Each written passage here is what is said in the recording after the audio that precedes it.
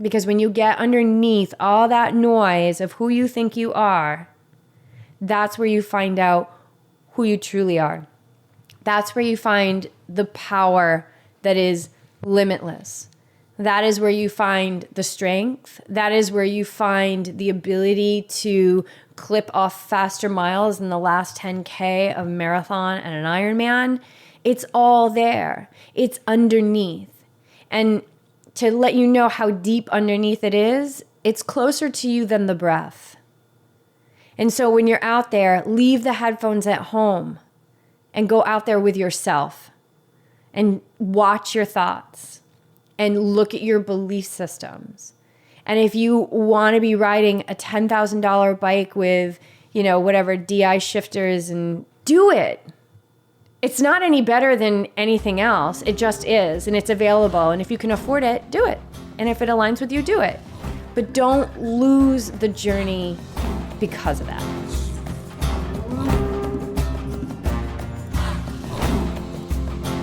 Hey, Yogi Triathlete community. It's Justin Beej, and we are here with December 2017 Ask the YTs. Welcome back to the show. This is episode 85 of the YTP. And I keep thinking, we're close to 100, but 100 is like another 14 weeks away. So bear with us, we will get there, and I wonder who that guest is gonna be. But today, my guest is my co-founder of Yogi Triathlete Holistic Performance, and he is our head coach, BJ. Hey, Beej. Hey, guys. What's going on?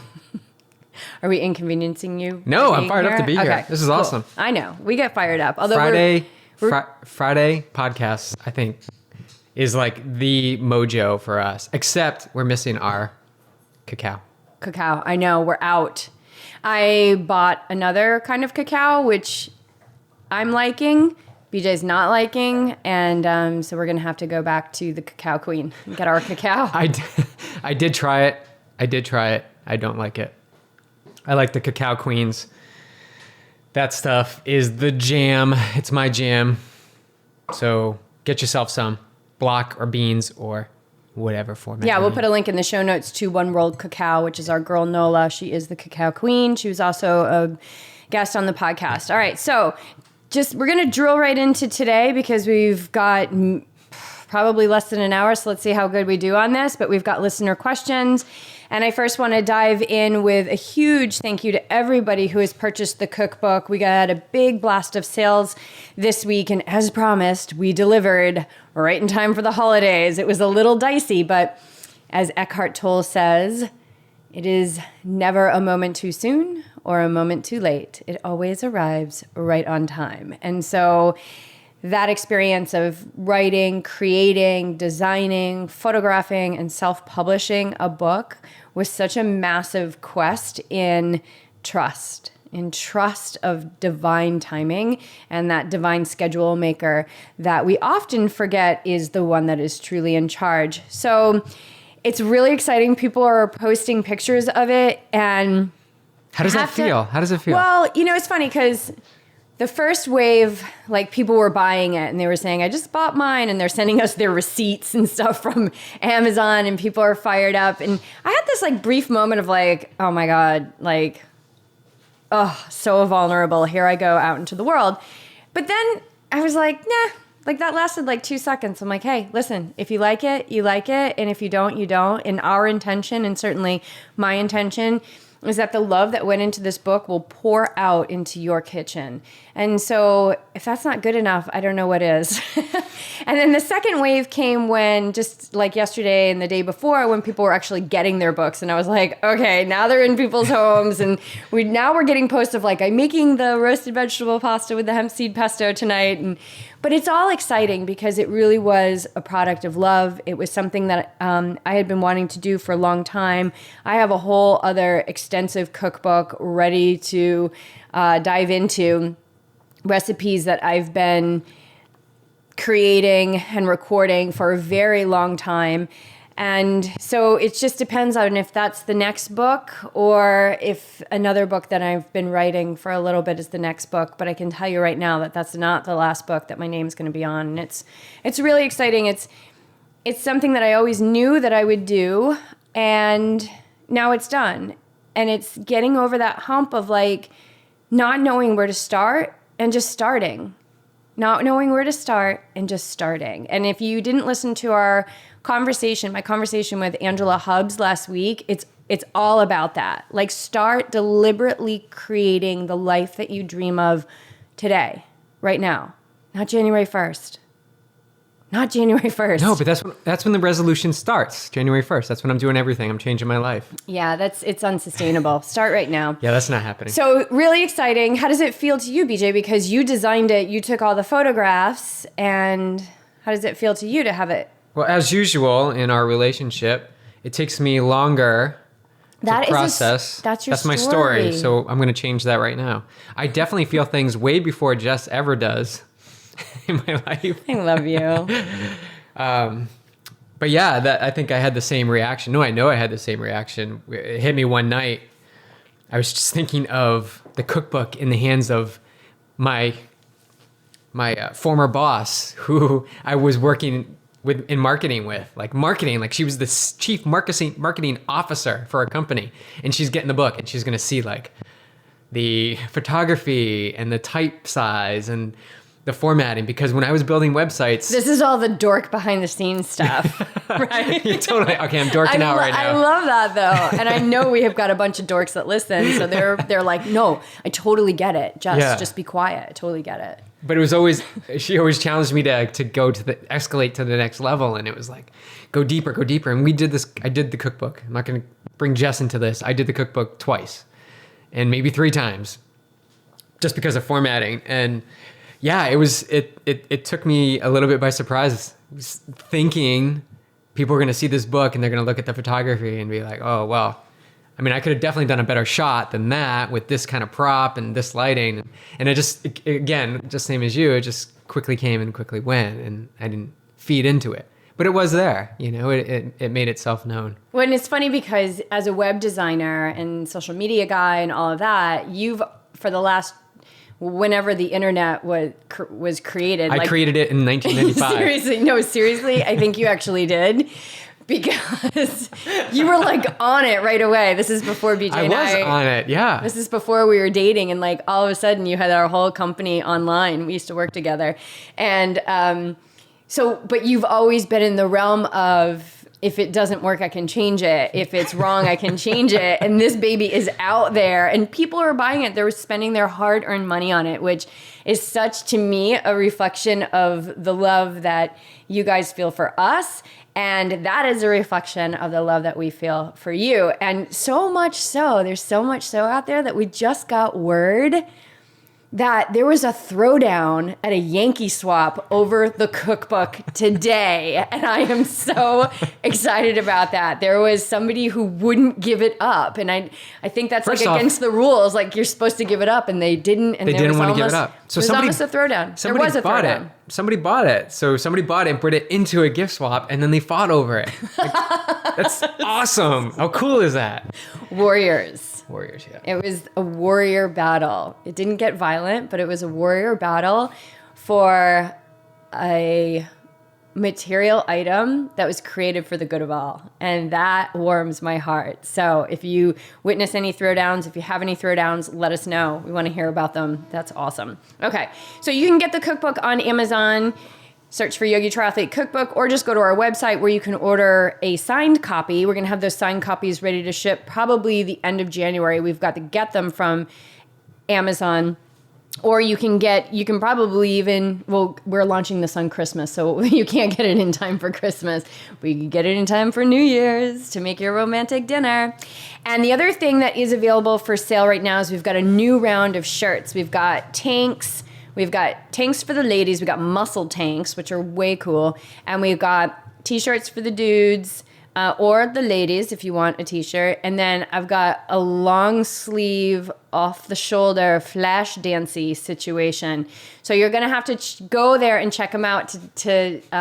We've added one new little slogan to the T-shirts, and we won't reveal that. You'll have to go to the website and check it out. But I love it. I think it's awesome. I do too. Yeah. So those are available for sale as well.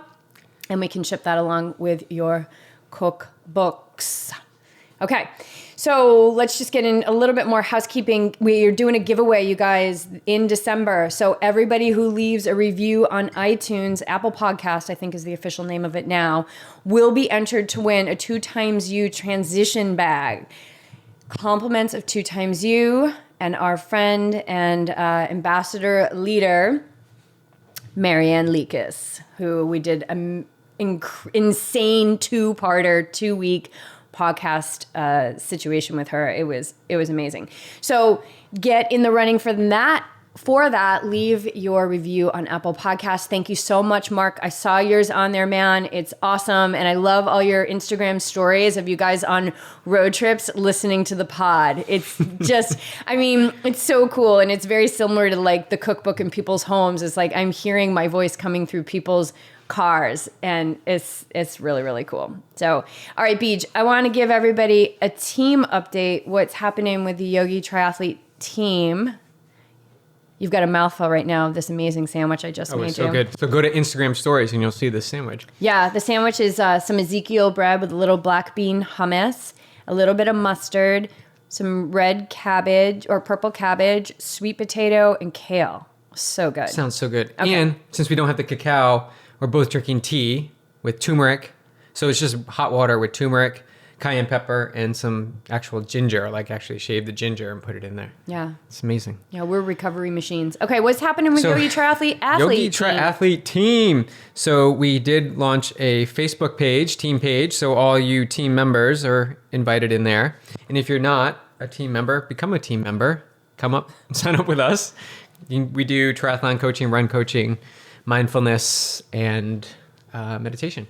And plant-based nutrition. And plant-based nutrition, yes, we have plant-based. I'm sure we'll get into that.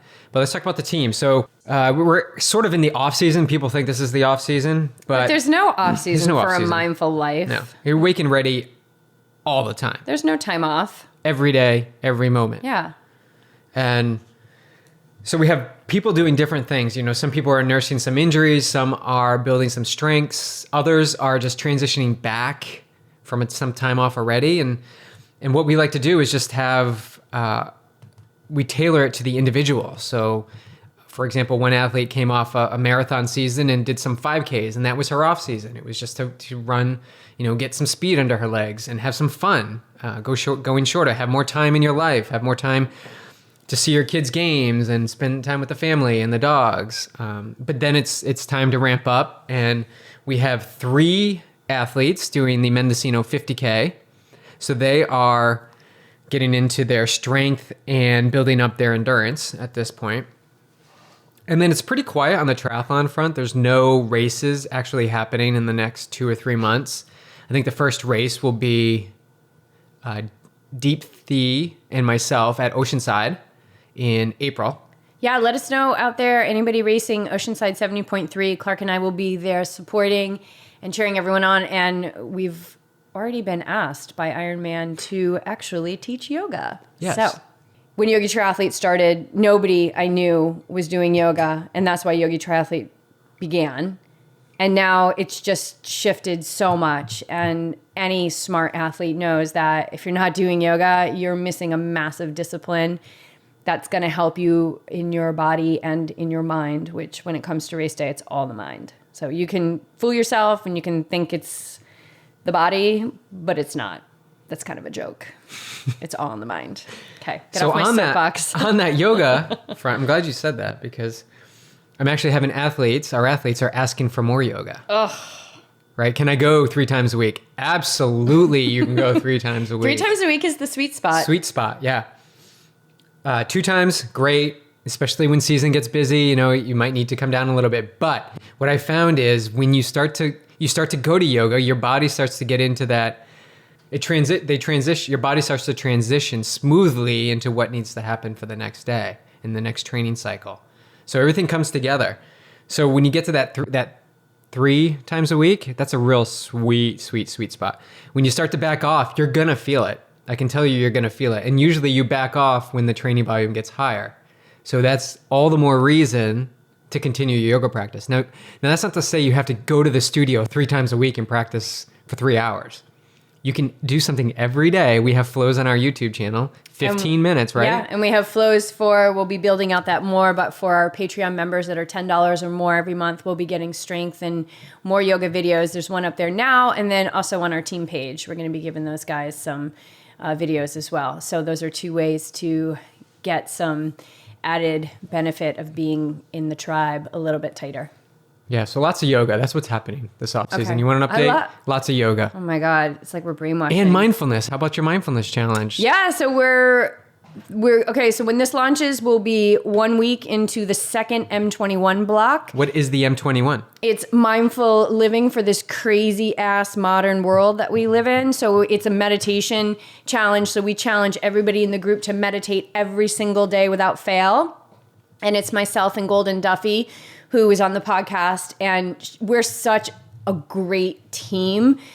Number one, Golden is just such a wealth of information. She's studied quantum physics at length, and so she has so much knowledge there. She's been meditating for 20 years, and she's got this mom love that is like, she can be like, give out the tough love, but it doesn't feel like the tough love that I give out. Like the one, like, I'm sure nobody's asked her to ever soften up or be nicer. And that's definitely been asked of me many times in my life. I try and move all the time from my heart.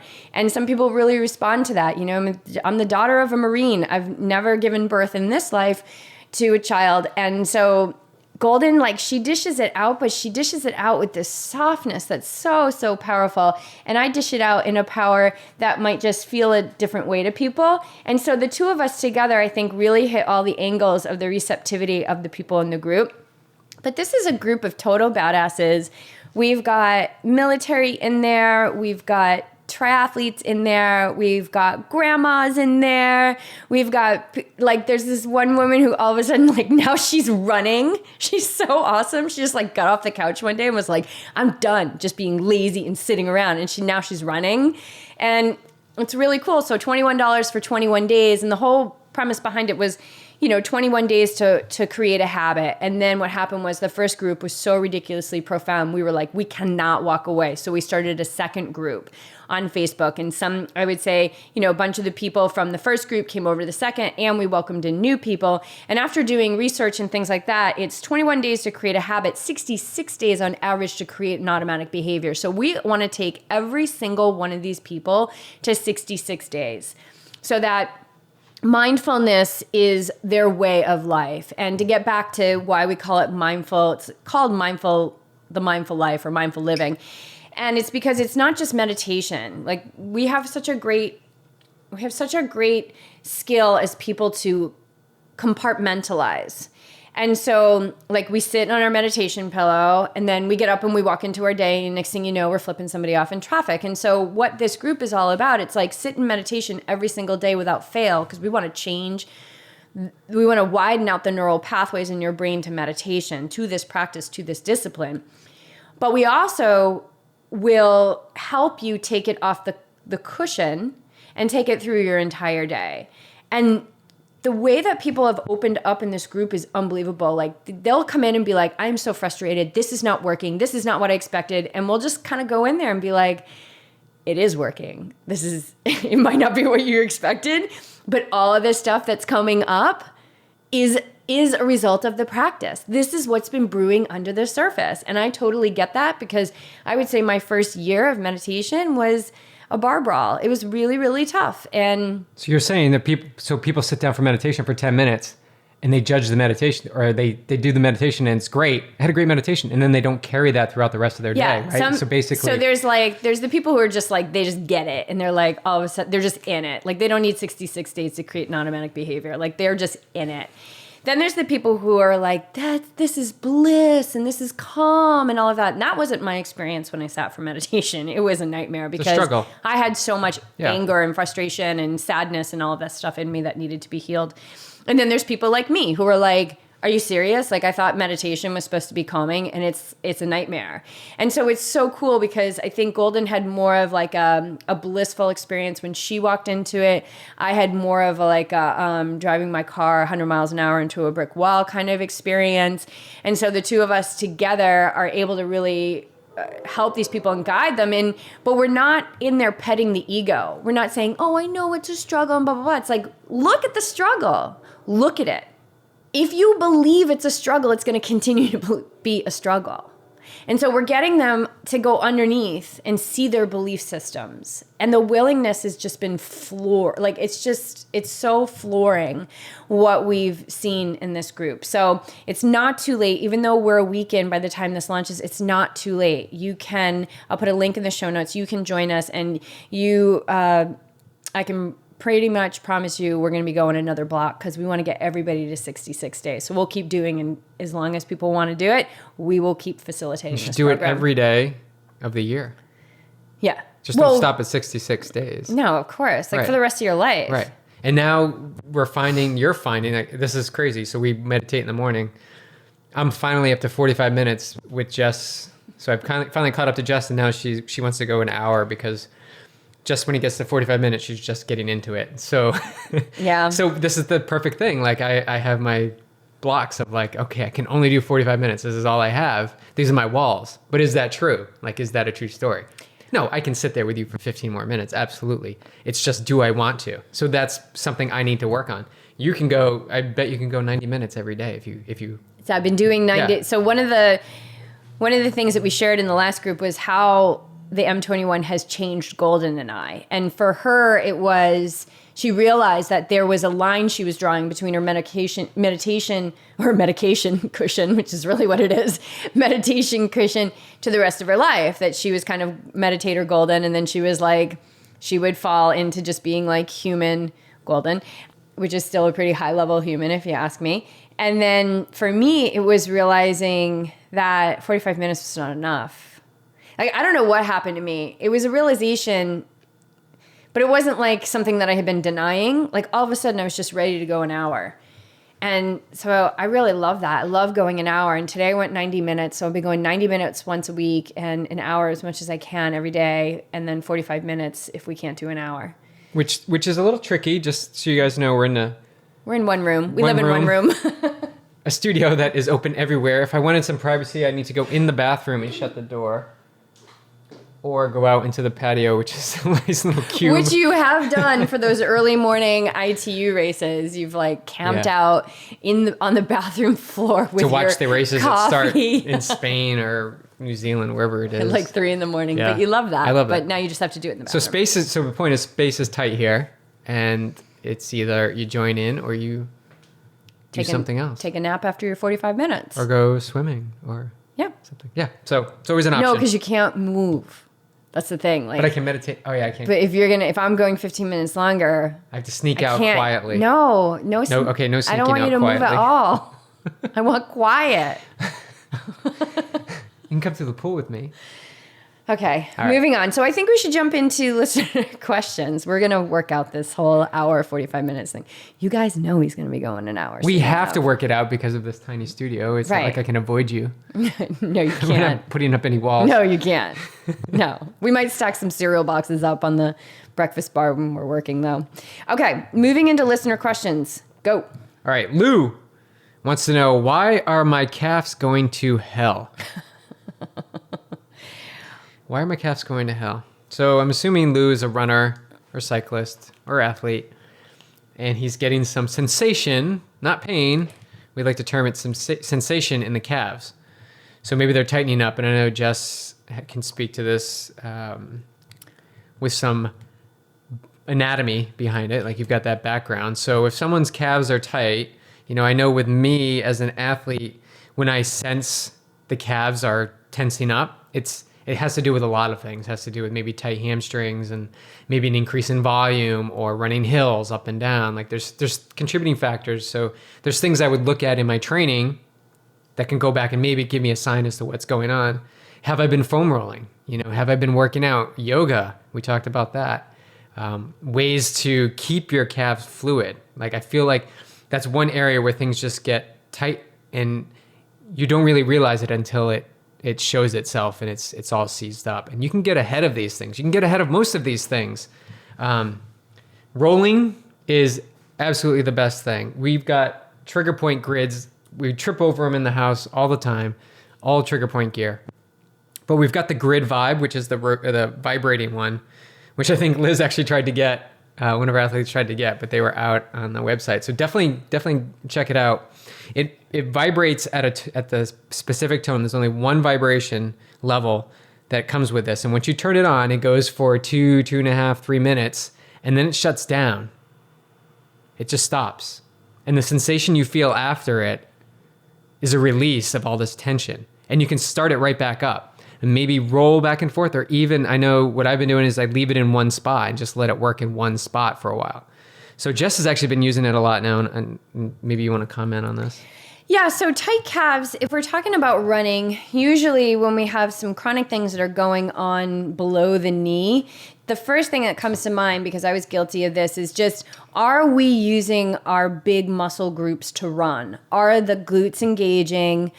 Are we are we finding the power through that kick back, that hip extension through the foot strike, and that hip extension being strong, powered from the glutes, is going to allow that knee drive forward from the hip flexors. And so the first thing I would ask is, I would want to see a video of Lou running just to see what's going on. If you're running up on your toes or the balls of your feet, that by the form of how you're holding your foot is going to shorten the Achilles, it's going to shorten the calf muscle, it's going to shorten the gastrocs, it's going to shorten all those calf muscles out. So that could be a reason why they're tight. It's also going to, you're going to be, when you're running that way, and I will run that way like in the last part of a race, or like when you're really getting forward and you're like really putting it down. But if you're out there doing math pace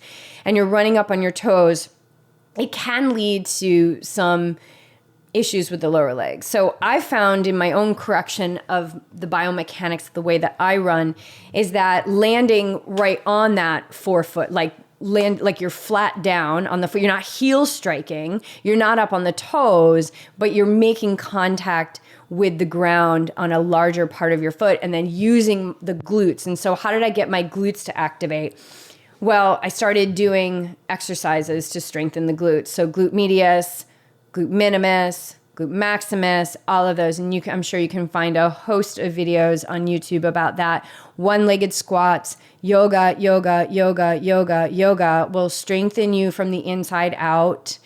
It will help balance out your imbalances. It will open you where you're tight and short. It will strengthen you where you are overstretched and weak.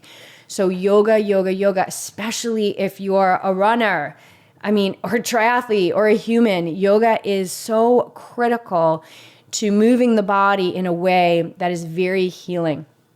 I also think the terrain that they're running on. So when I find I haven't been running on a treadmill in a while, and I go hit the treadmill for an hour or so, I definitely feel more sensation in my calves. So monitor the terrain you're running. If you're running a lot of road and you have been running trail or track, like you'll be able to, your calves are going to feel the pounding differently. The different road surfaces give different reaction.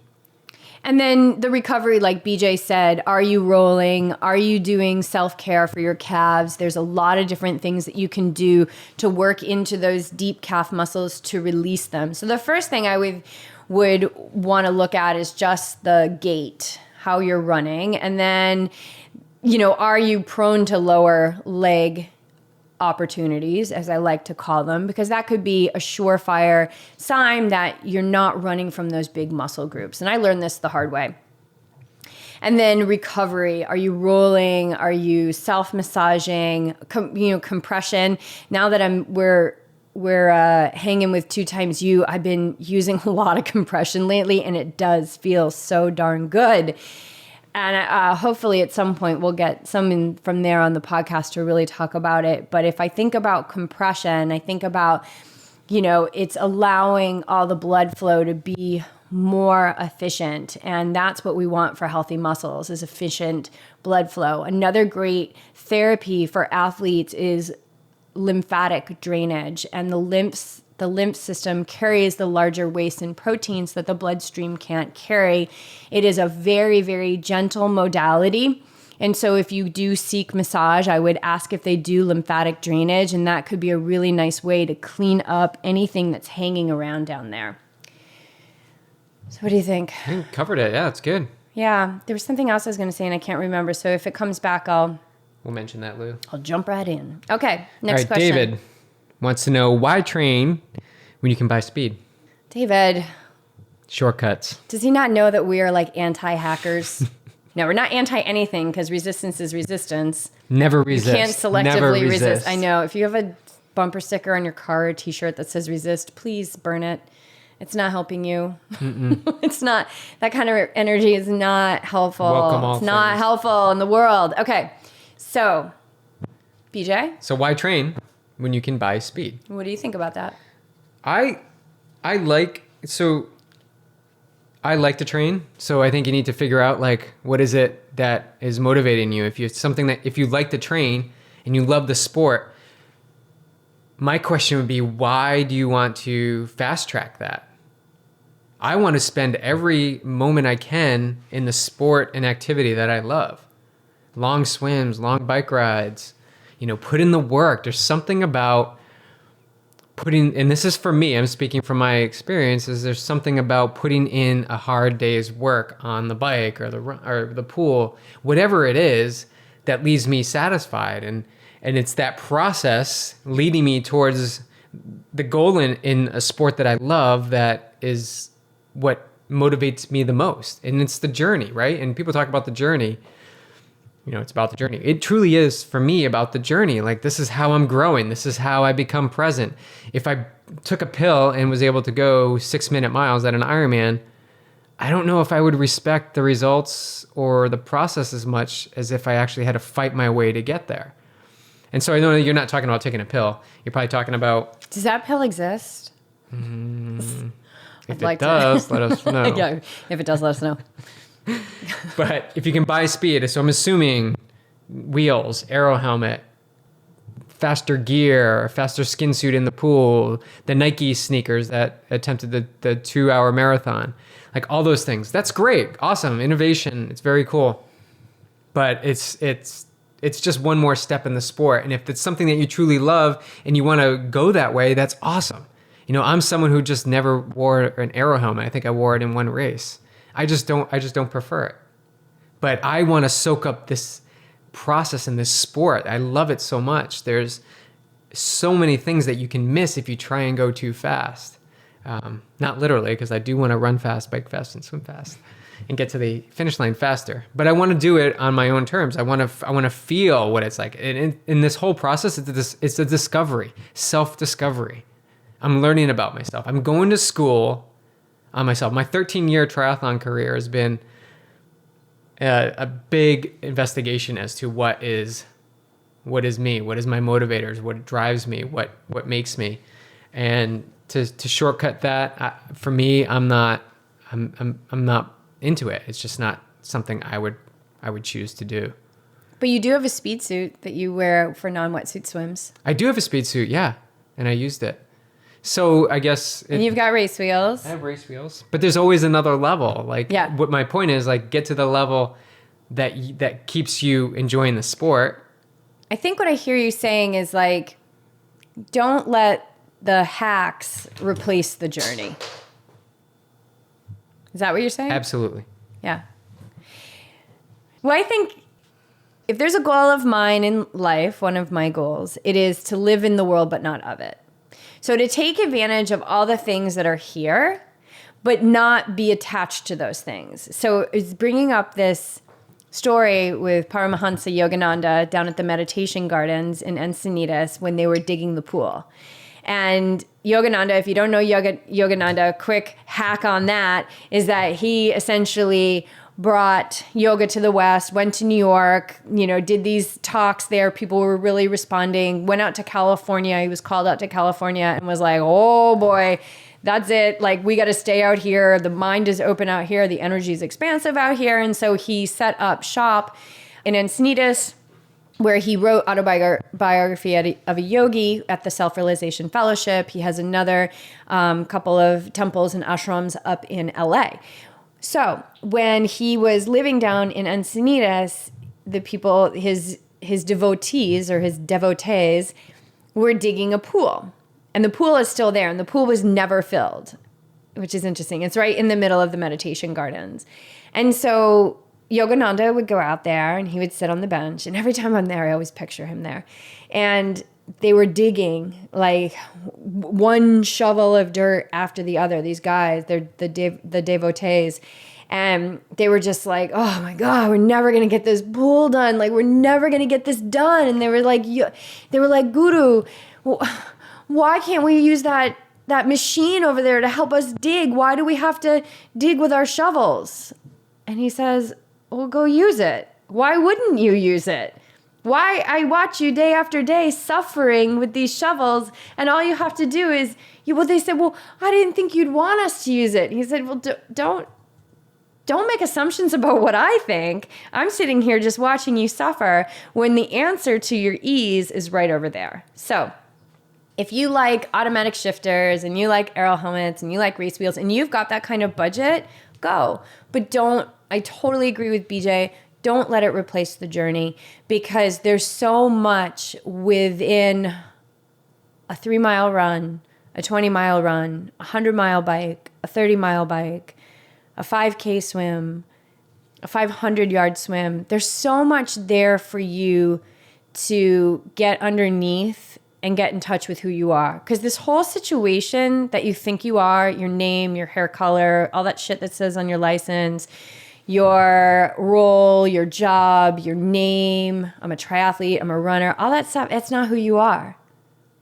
But man, how lucky are we as athletes that we get to do these disciplines, because that's what they are, they're disciplines.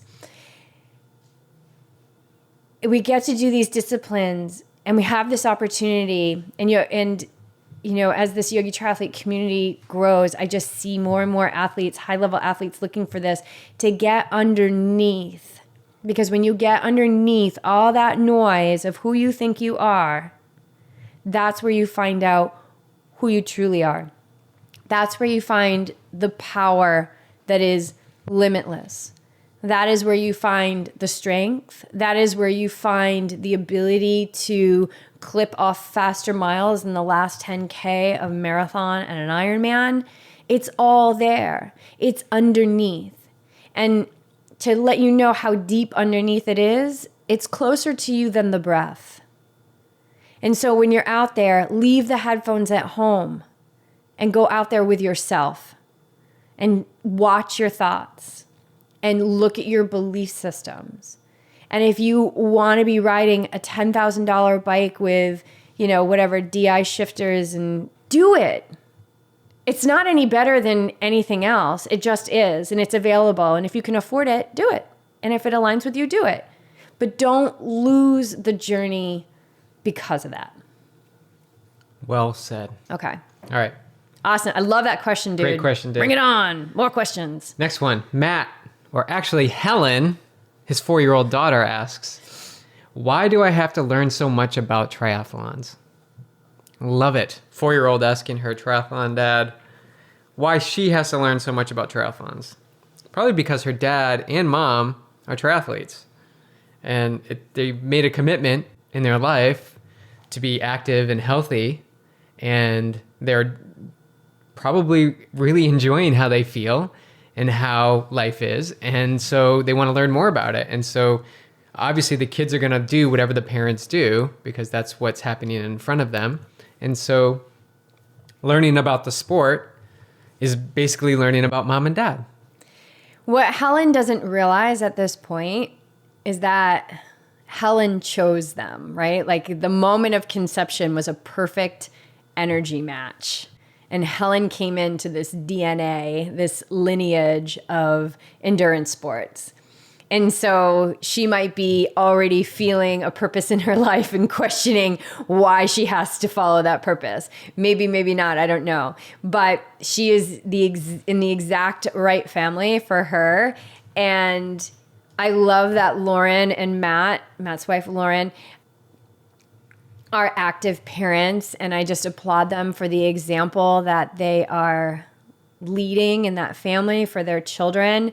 And I've never met them personally, but they just we've talked to Matt on the phone and had some exchanges with them, and they just seem like such a beautiful family that's really finding the balance, and I would assume like every other human, the balance isn't always pretty, but they're finding it, and they're leading with their hearts. They're showing Helen that this is what they love to do. And so whether or not it ends up being what she loves to do or not, she's exactly where she's supposed to be with the parents that she is supposed to have. And I love that she's curious and she's got inquiry, because that is the essence of yoga, is to always stay in inquiry. And she doesn't have to do anything, but it's in her awareness for a reason. We should give a shout out to Helen. If you're listening, Helen. What up, Helen? Hi, Helen. What up, girl? Keep asking questions. Your parents love to answer them. What she doesn't know is she's going to be a future ITU pro, probably going to be on the podcast. Get in the pool, swim lots with your dad on Sunday. Enough talking, Helen. Get in the pool and get the work done.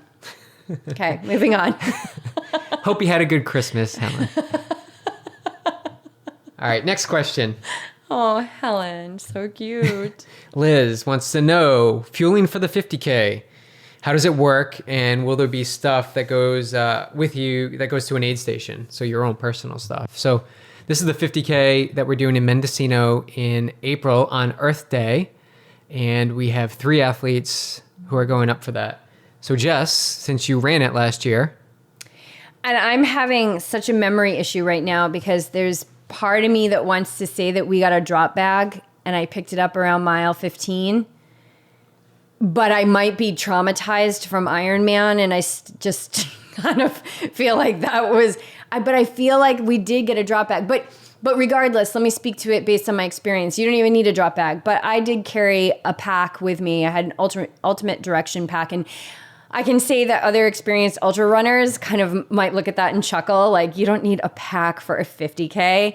But I just had my hydration in it that I was very happy to have, and I had a little bit of nutrition in there, because there's nutrition at the aid stations, but the aid stations, it's not like a marathon. Like, these aid stations are every 10, 15 miles, something like between 8 and like 10 miles or something is where the aid stations are. So depending on how fast you're going, and the one thing I learned about trail running real quick is that your speed on the road does not translate to your speed on the trail, at least for a newbie at all, because you're running and then you have a straight up portion. And, for me at my level, I had to walk to just protect my heart rate a little bit. And then maybe you'll get like a little flat, and then you have to like motivate your ass to start running again. And then you got to walk again, and then you're running downhill. And then, you got to watch out for roots and rocks and branches and all this stuff. And so there's a lot more going on. It really requires you to be awake and ready, which is cool. But I had a little bit of nutrition with me. I had maybe like a couple gels that would get me in between those aid station parts. And then what I realized was that because I wasn't moving that fast, I was able to eat the food that they had at the aid stations, and they had peanut butter and jellies, and they were so good. Now, bananas. I remember bananas. Yeah, and bananas, and they had, and it's all everything is vegan, which is so cool. Although you won't find that publicized, because the race director doesn't want to make a huge deal of it, but everything on that course is vegan. They have water, and they have electrolyte replacement at the aid stations. So, fueling I do my fueling on time, like, every 45 minutes, and then I would check in, okay, do I need it? And I would go off of that. So if you're working, Liz is your athlete, does she work on like time for her? Yeah. So it's going to be the same kind of thing, Liz, but you're probably not going to be moving as fast as you would be. So you'll be able to digest, your stomach will be able to digest whole foods, basically. Yeah. Yeah. Yeah. For the most part. The first 10 miles might be a nice cruise, because we're doing it backwards, and the first 10 miles is pretty flat. And then we're just going to be in the woods. And then you're in the woods for like 20 miles. And then you come out of the woods and you run along the headlands back. So it's going to be a lot of up and down. But yeah, I don't really know what else to say. I had Amrita bars with me, and I used GU, which is vegan. And I had cacao beans with me. And I use those cacao beans for the last 10 miles. And I had a couple P&Js. I had a couple, like little quarters, like how your mom would do it. And then some bananas. I actually ran out to meet you and hit an aid station. I had a little bit of peanut butter and jelly. So good. It was so freaking good. Good. I didn't need it. I wasn't nearly out there as long as you were, not even close, but it tasted so good. It's so good. Yeah, I mean, I would never have a peanut butter and jelly at a marathon or an Ironman, but it's a completely different sport. That's what I can tell you with total confidence. It's a completely different sport. So I would use similar fueling. If you just use gels, I wouldn't do gels for a 32-mile race. Absolutely no. No. So we like Amrita bars and then some Whole Foods. And then they have crinkle cut kettle chips, sea salt. So good. My favorite. Don't have too much of those because they're very oily. And then I think I had maybe like 2 gels total because just when I needed a boost. And then, like I said, I used the cacao beans. And so you might want to start checking out those cacao beans. They're really, really awesome, Liz. And for sure, we will have some when we're up there as well. But I would say you want to start training with them to see. What is your recommendation? Yeah, I completely agree. I think Whole Foods are gonna fuel you better in this type of race. The gels, just be careful of the gels. Like I would definitely take them with you and use them in those moments where you need a kick. Yeah, use them sparingly. And even what I like to do is take half a gel. Even start with just half a gel because you can always have the other half a mile later, like if you need more. So it's just playing with that. You also want to make sure you're taking in the 6 ounces of water along with the gel. But the Whole Foods is definitely important. So I would bring something like an Amrita bar, which is a plant-based bar that we use. I would say bring salt tablets. I would say bring some gels, but then the bananas and the peanut butter and jelly is going to be provided for you. And just keep it simple. Like, don't overthink it. Yeah, and I didn't even use salt or anything like that because it's Mendocino and you're in the shade and it's just in case the sun pops out. Yeah, but it was very well covered in there. I don't remember being really hot ever at all, so I didn't even use anything like that. But I think I might have had it with me. I think I had it with me just in case. So I hope that answers her question. But just start practicing like you normally on your longer runs. Practice your nutrition. It's never too early to start practicing your nutrition. But when you're out on the trails, really practice your race nutrition. And when you're on the road, it's going to be a different thing. It's a totally different sport. Yeah. So keep in mind when you're training on the road, especially for this, you're getting you're getting fit. This is what you're building. You're building fitness. You need to get on the trails to get the footing and the experience. And we'll be working towards that with our athletes. Don't fret if you haven't been on the trails yet. I don't even think I started getting on the trails until like February. It's not a problem. Oh, but I will say the nutrition is super important because as these trails get a little slippery, you step on roots, the wet ground, you definitely want to be aware. Chances are you're going to have a spill or two. So, but don't have it happen because you're low in calories. Yes. Make sure you're fueled up. Awake and ready. Awake and ready. Always. Yeah, no time off. All right. No time off for the mindful life. Next question, final question. Gail, what are the benefits of a vegan diet and how do you recommend transitioning? Thank you, Gail, for the question because it's quite simple, but yet I think people need to know how easy it can be. So I can go into this whole big list of what I think are all the benefits, but here's the benefit. It's an anti-inflammatory diet.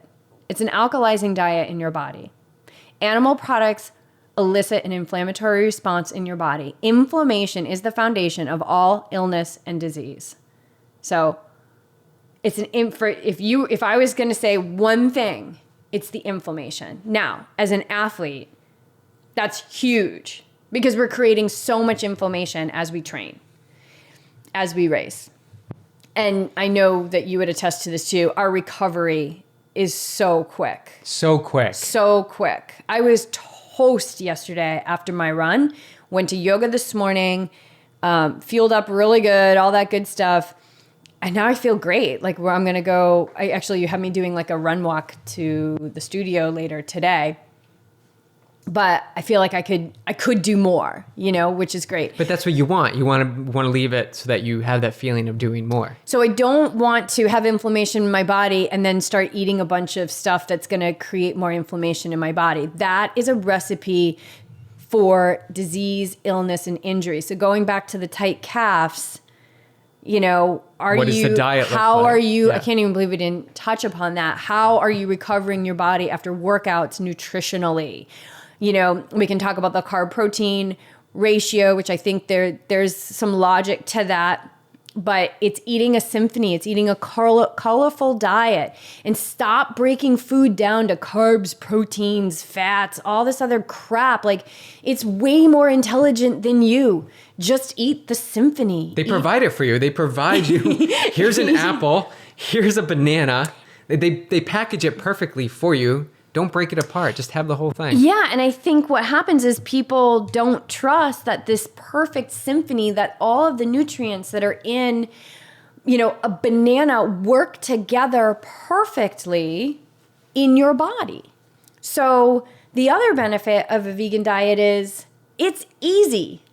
This is easy. It is so simple to stir fry, to saute up a huge bale of spinach and roast up some Brussels sprouts. Wait. We even made it super easy, super easy by putting out a cookbook. Yeah, so I know. You can just get the cookbook, follow the meals there. Super simple.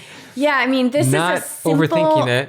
I will go to the mat with anyone who says that eating vegan is difficult, because it is not. It is not. If you live in a food desert, that could probably potentially be an obstacle. Mm-hmm. Yes, for all types of nutrition. But for the people who are listening to this show, chances are they're not living in a food desert. This is not a difficult way to eat. And I would say the biggest benefit is the inflammation, and it tastes good, and it makes you feel good, and it's high vibration. And that's what it helps with my meditation, to be eating a high vibrational diet, because everything is energy. And if I'm eating low vibration, that's going to work against what I'm trying to achieve in meditation, which is to raise my vibration so freaking high that I can be like, all right, I'm done. And I get to pull my soul out of this body and move on. And eating plant-based and vegan too, it's not expensive. So it's peasant food. Basically, you could have beans, rice, and salsa in a tortilla every night, if that's your jam. That's eating plant-based. It's such a simple meal. It's got everything you need, and it's not that expensive. So the expensive, take that out of it. There's a way. We can get into all the organic and conventional, but basically there's so many benefits. There's also the benefit of the planet. The greenhouse gas emissions, the majority of them come from animal agriculture, and it's wreaking havoc on our climate right now on this earth. And that alone we're on a ticking timeline right now. Like, things are moving fast. We need to come up with a solution, because there's not enough land on this planet to raise cows to feed the human world and this population that's ever expanding. So we need to take action now for the planet. Yeah, and it's also, animal agriculture has been linked to the largest cause of deforestation, dead zones in the ocean, species extinction. And so, the planet is out of balance. And I've been writing about this and talking about this, but I can assure you that the planet will survive. And if she needs to shake every single one of us off, she'll do that, because she will survive far after we will. So if you care about the environment, don't worry about taking shorter showers. Just add more plants to your plate. You'll have a massive benefit to the planet. You'll have a massive benefit to the future of your health in preventing disease and illness. We all have cancer cells in our body at any given time. It's how those cells are expressed. Are we going to feed them or are we not going to feed them? And they like fat and they like sugar. And I'm not talking about the sugar that comes from fruit. I'm talking about the processed foods, which is, that can be vegan too. So watching the processed foods. But my entire life is better. And I think a huge reason is because of what I feed my body. I feel so good all the time. I feel so good all the time. I think that's removal of the animal products. Yeah, I mean, we could get into that. Getting a but bunch yeah. of it. But just so you know, Gail, 1 pound of beef, in order to create 1 pound of beef, it takes 1,800 gallons of water. Yeah, that's the single most important thing you can do if you care about the environment is just cut down your consumption of animal products. Just cut it down. Just cut it down. Yeah. Don't worry about the showers. The showers, it's not going to add up quick. Just do this one thing and we'll save the planet. Yeah. And then as far as transitioning is something that we've been, is very close to us right now. We're working with some clients on their plant-based journey, their transition right now. And it's quite simple. It's not, the simple process is don't remove anything. Just continue to add in good things and the other stuff will fall away. So now if they're game to start taking things off, that's awesome. Like, let's get moving that way. But for the majority of people, let's start adding in things and crowd out the other stuff. People set themselves up for failure by putting hard lines on themselves and saying, as of Monday, I'm going to stop eating this, this, and this. So they're stopping their craving by will for those days. And they're almost for sure going to set themselves up for failure. And they're going to come around and then they skip one day and then now they're off of it or on the wagon, off the wagon, off the wagon. I don't know. But now they're off of it. Set yourself up for success and make small little changes here and there. Like start adding in a green smoothie in the morning. Start drinking a glass of water. Consider a salad without cheese once a week. Like just little things like that to be curious about the foods that you're putting in front of you. And food is fuel. Keep remembering that. Food is fuel. We are the ones who glorify it as this grand gesture of magnificent food in front of us and we have to like make it beautiful and like devour it and eat lots of it, when in actuality all we need to do is fuel our bodies so it can be active throughout the day. I think what you're getting at is just like neutrality. Just be neutral. Like food is not your best friend. It's not who you turn to if you're going through a breakup. Like it's just neutrality. It's fuel. That doesn't mean that you disrespect it or you don't love it. It's just you're doing it in this neutral, loving, compassion type of way, which is the yogi way to approach all things. It's just neutral, loving compassion. So is that it, babe? That's all we have. Awesome. Good. Yeah. We cranked it out. 58 minutes. Awesome. All right, you guys, stay awake and ready. This life is no joke, and there is no time off for the mindful life.